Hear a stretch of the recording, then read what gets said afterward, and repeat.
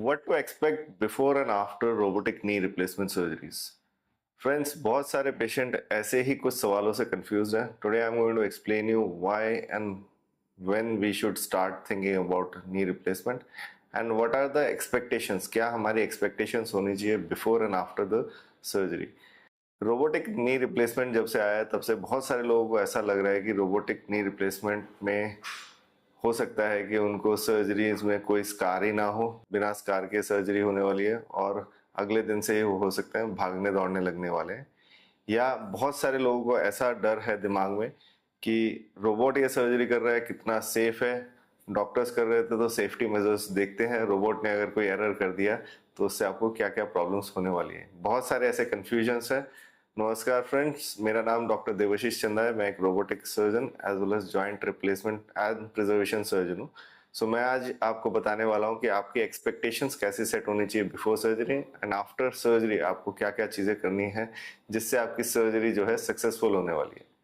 First of all, robotic surgery में आप ये जानें कि आपका जो सर्जन है कौन सा टाइप का रोबोट यूज़ कर रहा है और उस रोबोट के कारण में हम लोग कौन सा इम्प्लांट यूज़ करने वाले हैं. देखिए, रोबोटिक सर्जरी एक छोटे से ड्यूरेशन के लिए सर्जरी होने वाली है. इम्प्लांट जो यूज होने वाला है वो आपको लाइफ लॉन्ग रहने वाला है. तो सबसे पहले बिफोर सर्जरी इस पे थोड़ा सा रिसर्च कर लीजिए कि कौन से टाइप का इम्प्लांट इसमें यूज हो रहा है, क्योंकि बहुत सारे इम्पोर्टेड रोबोट्स हैं जिनमें कि इम्पोर्टेड इम्प्लांट्स जो न्यूअर जनरेशन इम्प्लांट्स है जिनकी लॉन्गेटिविटी 30-35 साल है वो यूज हो रहे हैं.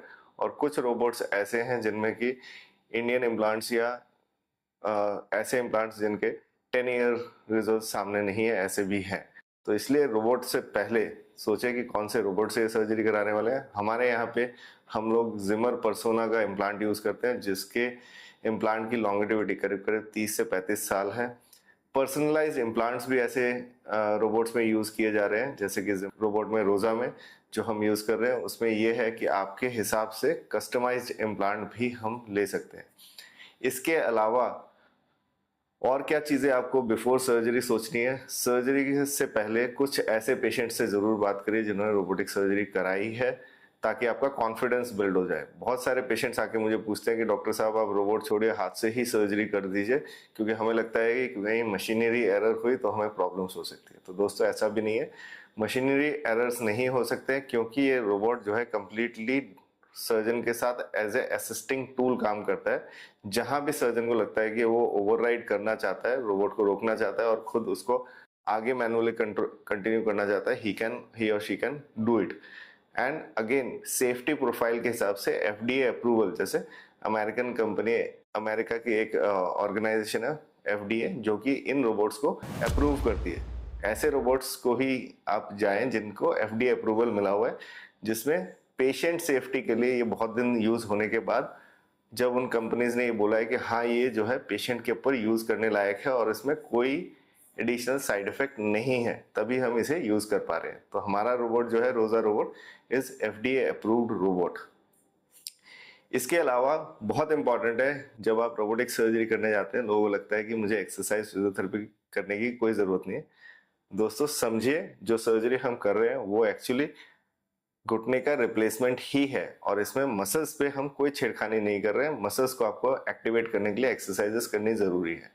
तो मुझे लगता है रिहैबिलिटेशन का जो रोल है वो आपको पहले ही स्टार्ट करना है. Beforehand you have to start doing exercises so that immediately after surgery आपकी मसल्स जो है स्ट्रांग हो जाए. ऐसे कुछ मिथ्स है कि एकदम स्कारलेस सर्जरी है.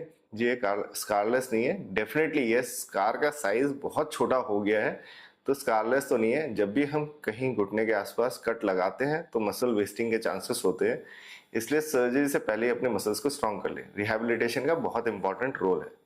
Now what we should expect after robotic surgery. देखिए, रोबोटिक सर्जरी के फायदे में आपको एकदम समझा देता हूँ इजीली. जैसे इसमें कोई ब्लड लॉस नहीं हो रहा है, क्योंकि हम लोग ना तो टिश्यू हैंडल कर रहे हैं ना हम बोन के अंदर ड्रिल्स कर रहे हैं जिससे कि मैरो ब्लड जो है लॉस हो. तो आपको हीमोग्लोबिन फॉल नहीं करेगा, ब्लड लॉस नहीं होगा, ना ही आपको ब्लड देने की जरूरत पड़ेगी. नंबर 2, स्कार साइज छोटा हो गया है तो आपको पेन भी कम होने वाला है.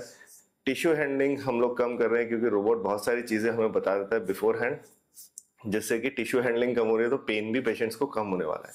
एक्सपेक्टेशन रखिए कि आप शाम को खड़े होंगे उसी दिन शाम को, चाहे एक साइड की सर्जरी करिए या दोनों साइड की सर्जरी करिए. और अगले दिन आपको रूम में चलना है और रूम के बाहर भी निकल के चलना है। सेकेंड डे पे आप घर वापस जा सकते हैं।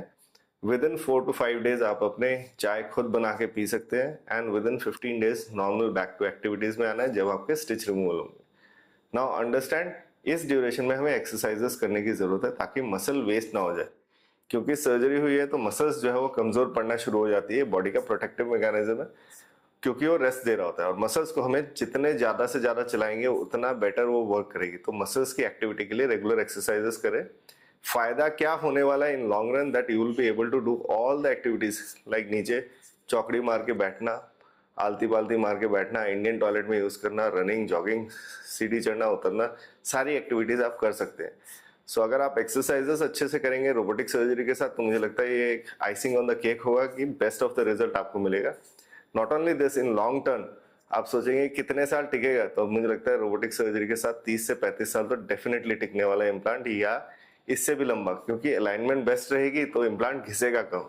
तो आप इसे यूज करें, बेफिक्र होके सारी एक्टिविटीज करें और अपनी एक्सपेक्टेशंस को मुझे लगता है इस वीडियो को देख के सेट इन कर लीजिए और ये सारे काम आप कर सकते हैं जो मैं आपको बता रहा हूँ। और इससे रिलेटेड अगर कोई और भी आपका सवाल है तो do ask me, I will try to answer them all of them one by one. अगर आपको ये अच्छा लगा वीडियो तो definitely do share and like it.